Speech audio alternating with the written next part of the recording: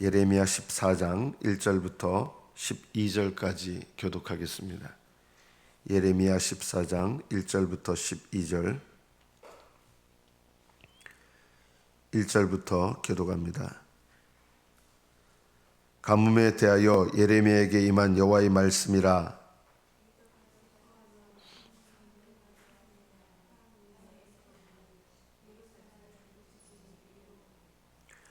귀인들은 자기 사환들을 보내어 물을 얻으려 하였으나 그들이 우물에 갔어도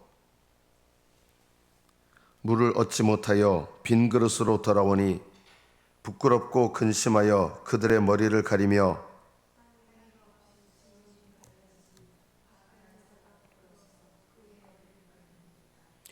들의 암사슴은 새끼를 낳아도 풀이 없으므로 내버리며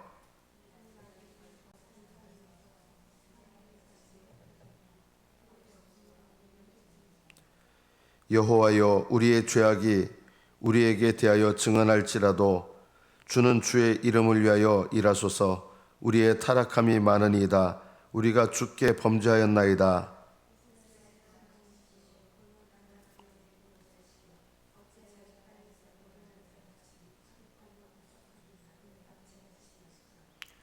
어찌하여 놀란 자 같으시며 구원하지 못하는 용사 같으시나이까. 여호와여, 주는 그래도 우리 가운데 계시고 우리는 주의 이름으로 일컬음을 받는 자이오니 우리를 버리지 마옵소서.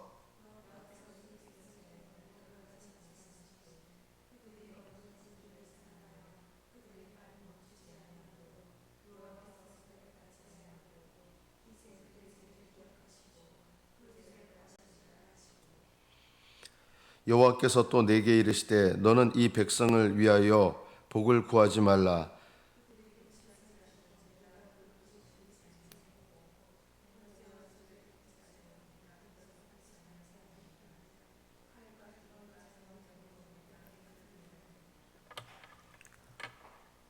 여기까지 받들어 읽겠습니다.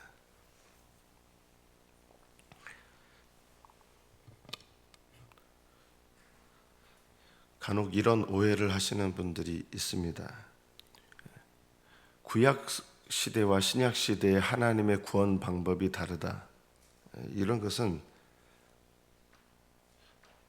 오해죠. 물론 오해인데 사실은 거의 2단급에 해당하는 오해입니다. 2단은 아니죠. 아닌데 2단급에 해당하는 오해입니다. 하나님의 구원 방식이 구약 시대나 신약 시대나 다른 것이 아닙니다.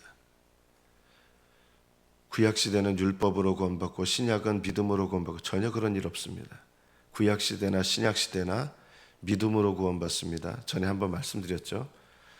구약 시대나 신약 시대나 모든 시대에 구원받는 사람들은 예수님의 십자가 공로를 통하여 구원받습니다. 구약 시대 성도들은 예수님 전에 살았는데 예수님으로 구원받는다고요? 그렇습니다.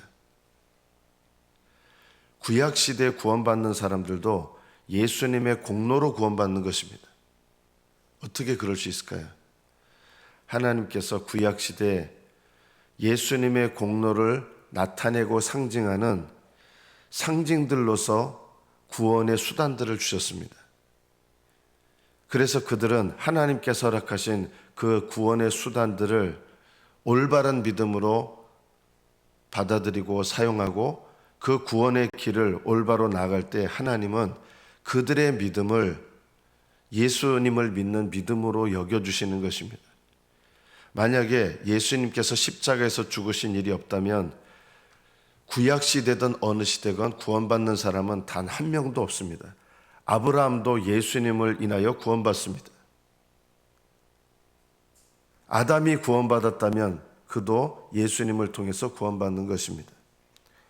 제가 이 말씀을 왜 드리냐면 구약 시대나 신약 시대나 하나님의 구원 방법은 본질적으로 동일한 것이고 이스라엘 백성에게 하나님께서 경고하신 말씀은 신약의 백성들인 그리스도인들도 동일하게 깨닫고 받아들여야 될 말씀이라는 것입니다. 하나님은 구약의 이스라엘 백성보다 신약의 그리스도인들을 더 잘 대해 주시고 그렇지 않습니다. 하나님께서는 구약의 이스라엘 백성들에게 말씀하시는 구원의 원리를 신약의 그리스도인들에게도 똑같이 적용하십니다. 오늘 말씀을 보면 한마디로 말하면 이것입니다. 하나님은 종교에 속지 않으신다는 것입니다. 그것은 우리 그리스도인들도 마찬가지입니다. 이스라엘 백성들이 하나님께서 주신 이 가뭄을 경험하면서 고통스러워했습니다. 그래서 애통하며 부르짖는데 하나님은 이것을 듣지 않으십니다. 여기서 애통하는 것은 죄를 깨닫고 애통하는 게 아니라 그냥 힘들어서 애통하는 거예요. 너무 힘들어서. 하나님께서 이스라엘 백성에게 가뭄이라고 하는 고통을 주신 이유는 그들의 우상숭배의 죄를 깨닫고 돌아오라고 하시는 목적이었거든요. 그런데 이스라엘 백성은 깨닫는 마음을 갖는 게 아니라 그냥 고통스러워서 애통하는 거예요. 힘들다고. 그냥 그리고 부르짖는데 하나님께 기도하여 부르짖는 게 아니라 이거는 그냥 고통 때문에 부르짖는 것입니다. 하나님은 이런 애통함과 부르짖음에 대해서 이것을 듣지 않으신다는 것입니다.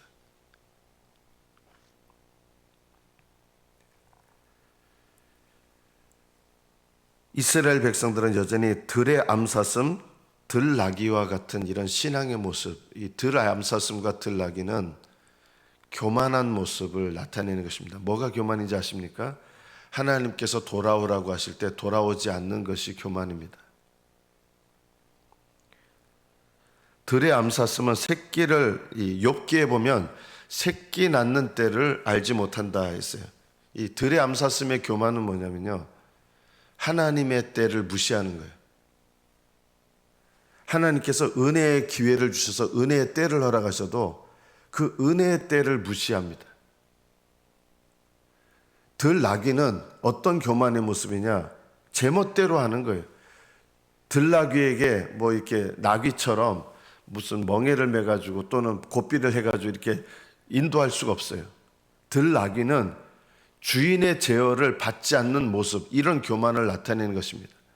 암사슴, 들의 암사슴은 하나님의 때를 무시하는 교만이고, 들나귀는 하나님의 제어하심을 무시하는 교만입니다. 이들은 이 교만에서 회개하는 것이 아니라 그냥 애통하고 부르짖는 거예요. 이게 하나님께 기도하는 게 아니고 회개하는 것도 아니에요. 이런 애통과 부르짖음에 대해서 하나님께서는 이것에 대해서 이스라엘 백성에게 그 가뭄을 중단하신다든가 그렇게 하시지 않는다는 것입니다. 여러분의 삶 속에서 하나님께서 어떤 깨달으라고 고통을 주시는데 그 고통이 계속된다 그러면 거기에 뭐가 있는지 우리가 돌아봐야 될 필요가 있죠. 그냥 고통스러워서 하나님 이 고통 좀 없애주세요 하는데 그게 이 이스라엘 백성의 모습인 거예요. 그냥 고통 때문에 부르짖는 거예요. 기도하며 하나님께 부르짖는 게 아니라 그냥 고통 때문에 부르짖는 거예요.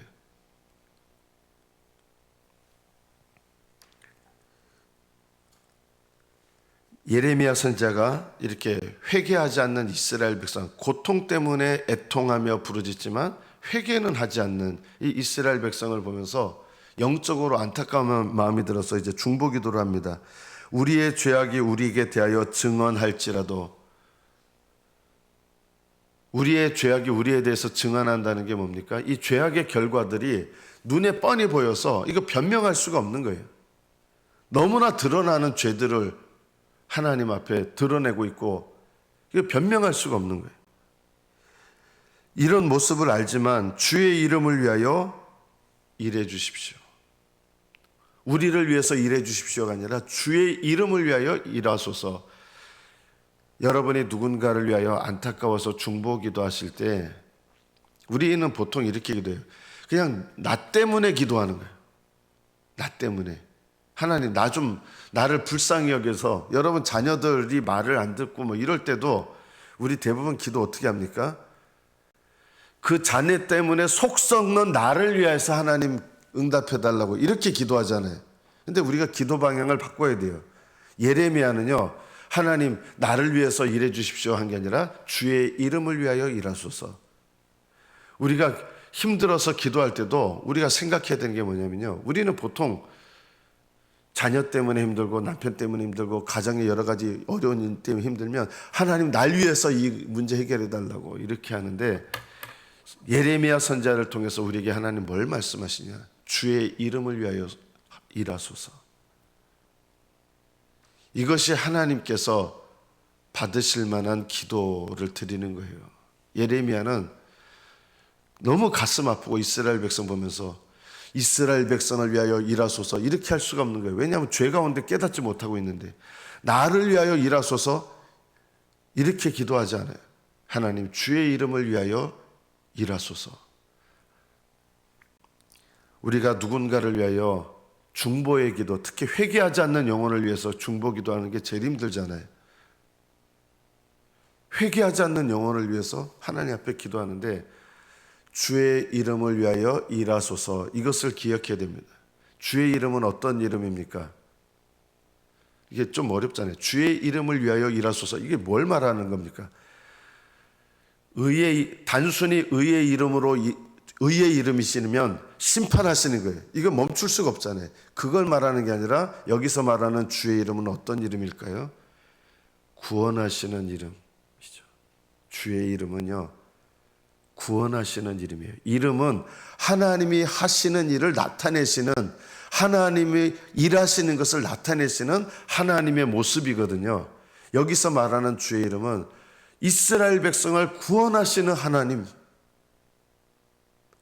이렇게 너무나 죄가 많고 뻔히 드러난 죄를 짓지만, 그러나 이 이스라엘 백성을 구원하시기 위해서 애굽에서 건져오셨고, 이스라엘 백성을 구원하시기 위해서 약속의 땅으로 인도하지 않으셨습니까? 그 구원의 하나님, 구원의 이름을 의지하여 지금 기도하는 거예요. 여러분 기도하실 때 그 자녀들의 영혼을 불쌍히 여기시고 자녀들의 영혼을 구원해 달라고, 여러분 가정에 안 믿는 가족이나 자녀들이 있을 때요, 주 예수를 믿으라 그리하면 너와 네 집이 구원을 얻으리라, 구원의 약속이 있잖아요. 이 약속을 의지하셔서 하나님께 기도하셔야지, 하나님 이 때문에 내가 속이 타고 힘듭니다 이러면 이게 바로 우리가 주의 이름을 위하여 기도하는 것이 아닙니다. 영혼 구원을 위해서 기도할 줄 알아야 되는 거예요. 우리는 그냥 힘들어서 기도하는 거예요. 자녀가 속썩여서 기도하는 거예요. 예레미야는 주의 이름을 위하여 일하소서, 하나님의 구원의 이름을 의지하여 기도하는 거예요. 구원받지 못할 만한 백성일지라도 이 백성을 하나님이 인도하셨고 이 약속의 땅에 심지 않으셨습니까? 하나님의 약속을 의지하여 기도하는 겁니다. 여러분이 예수님을 믿는 사람이라면 여러분 가정의 자녀들을 위해서 기도할 수 있어요. 구원의 이름을 의지해서요. 왜요? 하나님 약속이 있잖아요. 너와 네 집이 구원을 얻으리라. 이스라엘 백성은 전체가 하나님 백성이기 때문에 이 백성을 향하신 하나님의 백성이기 때문에 구원의 이름을 위하여 일하달라는 거예요. 그럼 여러분 가정의 자녀들은 하나님 백성이 아닐 수 있어요. 거듭나지 않고 구원받지 못했어요. 그러나 너와 내 집을 구원하신다는 약속이 있잖아요. 내가 예수님 믿는 사람이라면요, 너와 내 집을 구원하신다는 약속의 범주로 들어가요. 그래서 여러분 부모 중 아버지나 어머니 중에 둘 중에 한 사람이 예수님을 믿으면 그 자녀는 구원의 자녀로 하나님 여겨주시는 거예요. 구원의 자녀로요. 둘 중에 한 사람이라도 믿으면. 왜요? 한 사람이라도 믿으면 너와 내 집을 구원하리라는 하나님의 언약의 범주 안에 들어오거든요. 그래서 한 사람이라도 부모가 믿으면 자녀가 거룩하다고 하신 거예요. 구원받았다는 뜻은 아니에요. 하나님의 백성의 범주 안으로 이렇게 하나님 보신다는 거예요. 약속의 범주 안에 있는 백성으로 보신다는 거예요. 그래서 주의 이름을 의지하여 기도하셔야 돼요. 구원의 이름. 여러분 포기하지 않고 기도하셔야 됩니다.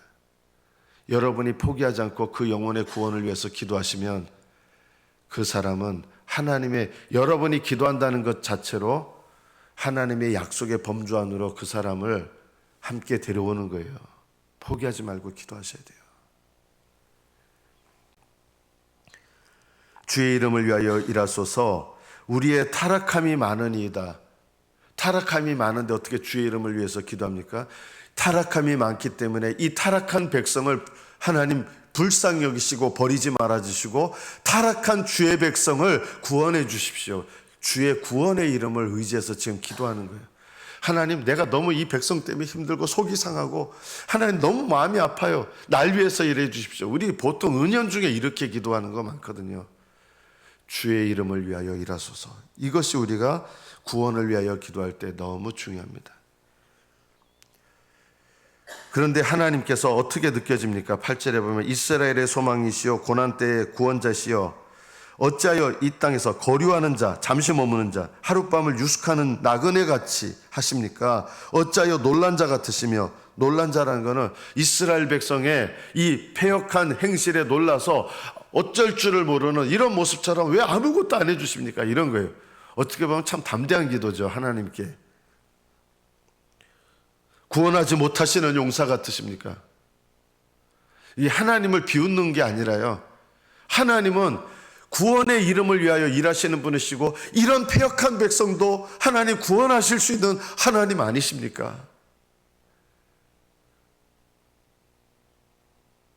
예레미야는 이 백성의 상태가 심판받아 마땅한 상태라는 걸 알고 있지만 그럼에도 불구하고 이런 상태에 있는 이스라엘 백성도 능히 구원하실 하나님의 은혜와 능력을 의지하고 구원의 백성 삼으신 그 하나님의 약속에 의지해서 기도하는 거예요.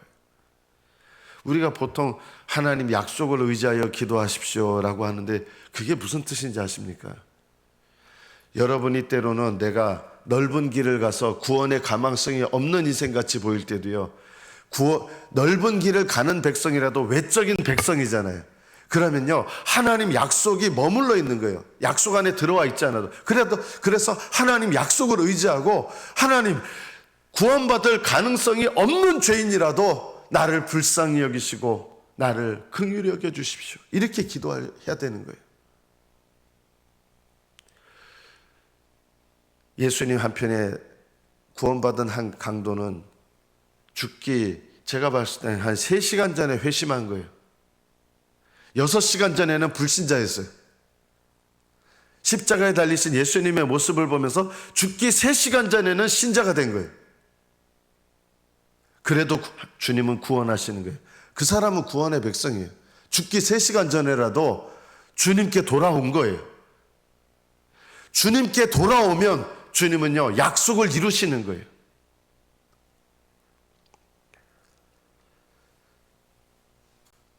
예레미야 선지자가 이렇게 기도합니다. 여호와여, 주는 그래도 우리 가운데 계시고 하나님이 이스라엘 백성 가운데 계시잖아요. 이렇게 패역하고 멸망받아 마땅한 백성이지만 여전히 하나님은 이스라엘 백성 가운데 계시지 않으십니까? 하나님이 이스라엘 백성을 떠나지 않으신다는 것은 아직 하나님께서 이스라엘 백성에게 뭘 주시는 거예요? 구원의 가능성이 있는 거예요. 하나님이 떠나시지 않는다는 말은. 그래서 예레미야가 아직 이스라엘 백성 이 모습 보면 멸망받아 마땅한 모습인데도 불구하고 이 백성과 함께 하시는 하나님은 아직도 이 백성이 돌아올 수 있는 기회와 은혜와 구원의 때를 주시는 거잖아요. 그래도 우리 가운데 계시고 우리는 주의 이름으로 일컬음을 받는 자 아닙니까? 여러분, 그리스도인은요, 예수님의 이름으로 일컬음 받는 자예요. 넓은 길을 가도요. 넓은 길을 간다고 구원 못 받는 게 아니라 죽기 3시간 전에라도 넓은 길에서 돌이키면요, 하나님 구원하세요. 그걸 빌미로 그냥 나중에 회개하겠습니다. 그거는요 정말 위험한 거예요. 그러면 안 돼요. 주의 이름으로 일컬음 받는 자들이에요. 우리는요, 이 땅에 사는 동안 주님이 얼마나 오래 참으시면, 오래 참지 않으시면 우리는 벌써 죽거나 했을 거예요. 하나님께서 우리에게 암을 주시든 죽을 병을 주시든 그것은요, 하나님께서 나에게 주시는 기회예요. 그러나 이스라엘 백성에게 예레미야 선지자가 이렇게 기도하는데 하나님께서 하신 말씀은 놀라운 말씀이에요. 예레미야에게 이 백성을 위해서 복을 구하지 마라. 그들을 위해서 기도하지 마라.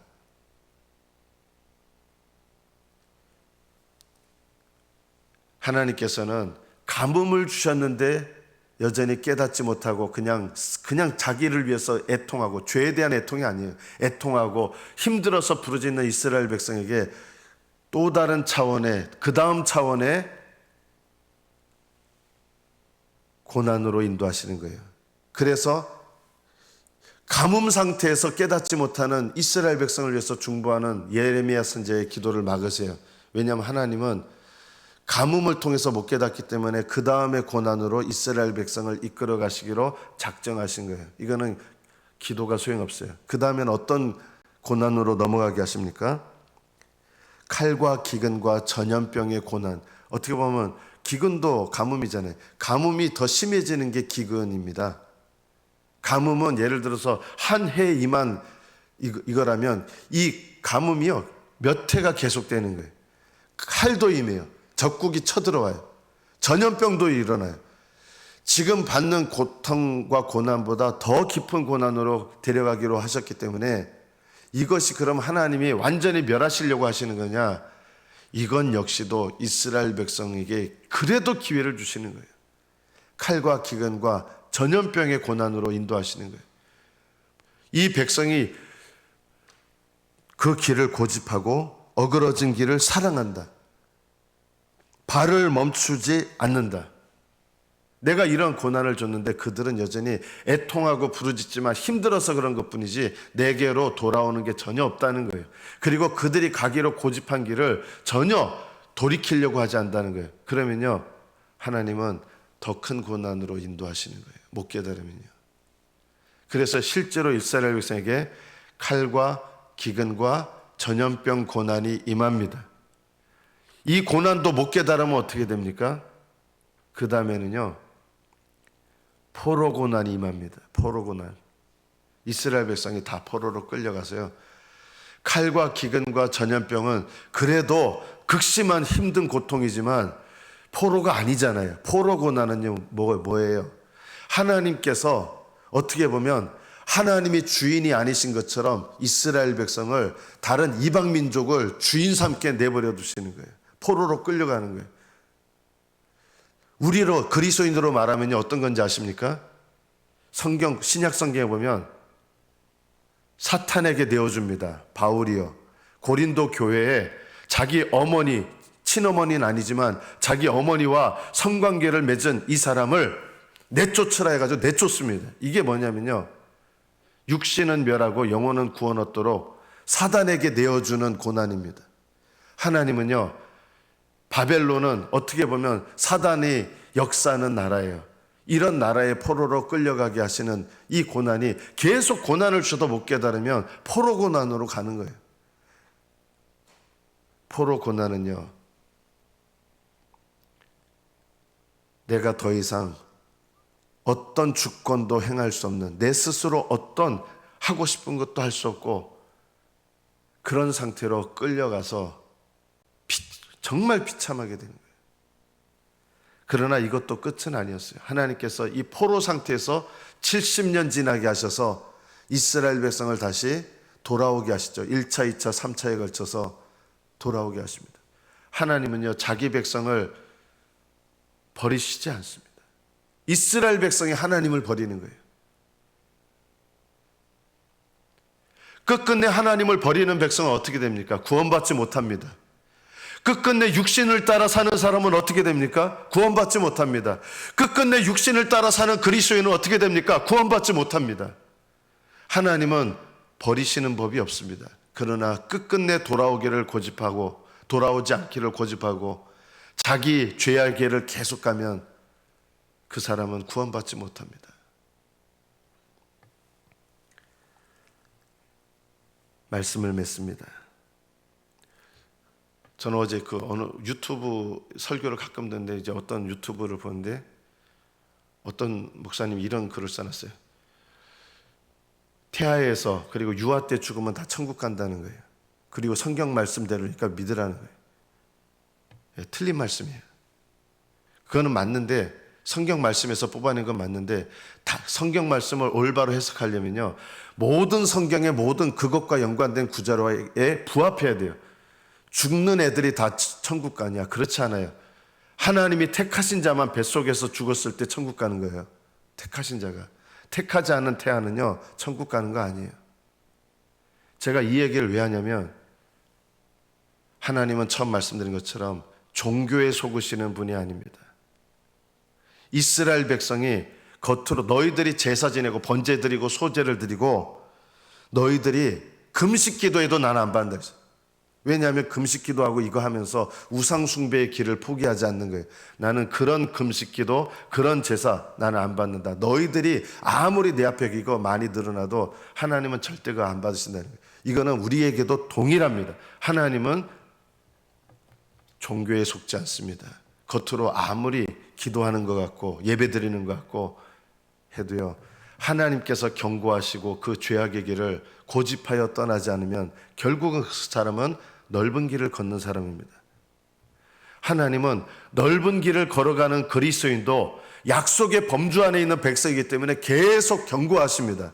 그러나 넓은 길을 걸어가면서 끝까지 돌아오지 아니하면 자기 스스로 죄악의 길을 고집하고 멸망길로 가게 되는 것입니다. 넓은 길은 종교적 그리스도인입니다. 좁은 길은 성령을 따라 사는 길이요, 말씀을 따라 사는 길이요, 내 마음을 하나님께 드려서 마음으로 하나님을 따르는 참된 믿음의 길입니다. 하나님은 여러분의 고백에도 속지 않습니다. 어떤 분들은 예수님을 주라 믿는다면 다 구원받는다는 거예요. 그런 거짓말에 속지 마십시오. 어떤 사람들은 믿음으로 고백하기 때문에 그 고백을 통해 구원받는 거지, 고백하기만 하면 구원받는다? 그거는 성경의 말씀하고 부합하지 않고 예수님의 말씀을 정면으로 반박하는 것입니다. 나더러 주여 주여 한다고 다 천국에 들어가는 것 아니다. 예수님 말씀을 부인하는 거예요. 성경의 모든 말씀은 모든 말씀에 부합해야 올바른 해석입니다. 하나님은 구약 시대도 그렇고 신약 시대도 그렇고 종교에 속으시는 분이 아닙니다. 마음으로, 믿음으로 여러분의 믿음의 길을 새롭게 하셔서 주님과 동행하시는 복된 믿음 되시기를 축복합니다. 기도하겠습니다.